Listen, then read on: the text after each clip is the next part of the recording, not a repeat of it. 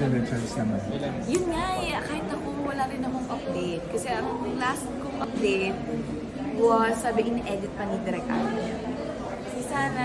Tapos yung shoot. Oo, tapos na yung shoot. Ang ganda ng film na yun. Pero this year papalabas. Hopefully, this year ilalabas. Hopefully. How does it feel working with Alden? How does it feel working with Direk Alden? Alam niyo, sobrang bait.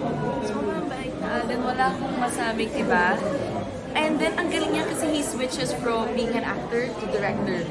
So like, kahit like 5, 4, 3, 2, 1, siya nagsasabi nun, action! Tapos siya rin mag-act kasi kausap ko siya kunyari. So, ang galing yung artista.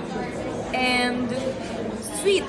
So, may one time, sabi ko, Direk, pagputas ka naman. Joke-joke lang. Parang siguro 20 minutes after, boom, may mga baskets of fruits na.